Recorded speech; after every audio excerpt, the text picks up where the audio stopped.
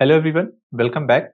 In this video, we will discuss the problem, the palindrome pattern. So given 2D array ARR of size n cross n consisting of zeros and one only, and you have to identify rows or column according to zero-based indexing where all elements form a palindrome. And if multiple palindromes are identified, then you have to prioritize the palindrome found in a rows over those in a column. And within rows or columns, the palindrome with a smaller index are having more precedence, and the result should be represented by index value followed by R, either R or C, where R means row and C representing column. And if no such palindrome exists, then you have to return a string with -1. So before watching the solution, I would highly recommend you guys to pause the video and try to think of a solution by yourself. And I personally categorize this problem to a medium level only.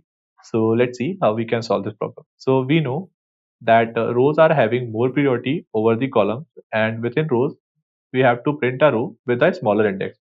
So what I can do, I can first check for all the rows that whether it is a palindrome or not, starting from row 0, then row 1, and row 2, and so on. And if any row is forming a palindrome, then I immediately return the index followed by R. And if no such row exists which form palindrome, then I will check for columns. That is, this is the first column, J0, then J1, and J2, right? And if any of the columns, and again, the idea is again same, and I am starting from the smaller values of J to the larger values of J. And if any column is forming a palindrome, then I immediately return the index followed by C. Cool. So how we can check that whether a particular 1D array is a palindrome or not? So it's super simple, and multiple methods exist. I am telling the one of the best method to check whether an array is a palindrome or not. So let's say this is the array: index 0, index 1, index 2, index 3, and let's say index 5. So index 4, array of 5 elements. So we all know if it is a palindrome, then we have to check index 0 with index 4, then index 1 with 3, and 2 with itself. Cool. This is for even case, and if it is this is for odd case, and if it is there is a even number of elements, then we have to check for each and every element. So let me write that case as well: a4 and a5.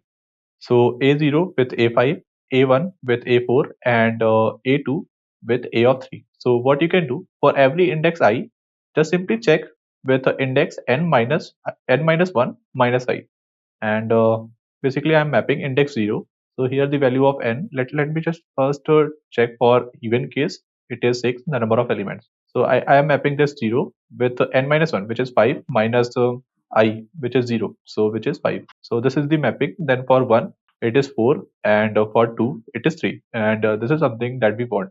Cool. So in this way we can just simply iterate over all the values of I, and for every value of I, check the current value if it is equal to the value at index n minus 1 minus I, and if that is not the case, then it is not a palindrome, then they'll simply return false.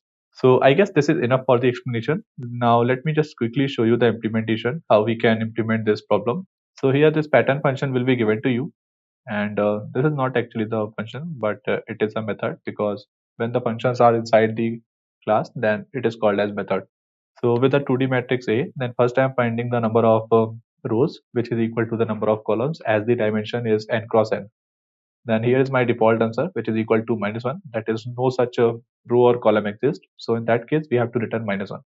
Then first I am checking for rows, because rows are having more priorities, and within rows, we have to return the row with a smaller index. So that's why starting from the smaller values of I to the bigger values of I, then storing the current row elements in a temporary array current row, and then I'm calling this function palindrome, passing this current row, that is 1D array, and its size, and it is returning me true or false. And if it is false, if it is true, then this row is forming a palindrome. So in that case, index I followed by R will be my answer, and then I'm simply returning the answer.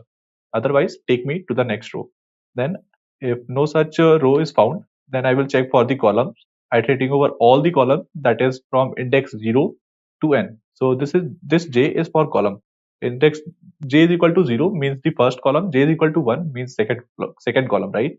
And for every column number, I will iterate over all the rows of that column, and store the elements in one temporary array, which is named as current column, and then I am calling this function, passing this current column and its size.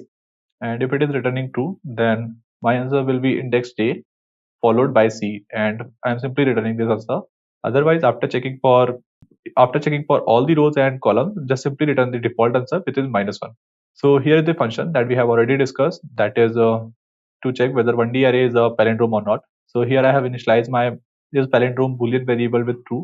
Initially, I'm assuming the 1D array is a palindrome, and if any index violating the condition, then I immediately change this true to false. So then I am checking for all the indices, that is mapping index I with n minus 1 minus I, and if the values are not equal, then just simply mark this boolean variable with false, and finally I'm returning this boolean variable is palindrome.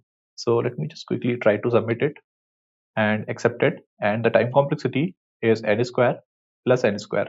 So the time complexity is n square plus n square. So because first we are checking for all the rows and then for all the columns, and the extra space that we are using is O of n, because we are storing the elements of the row, either row or columns, in one temporary array. Cool. So this is the time and space complexity. So thank you so much, guys.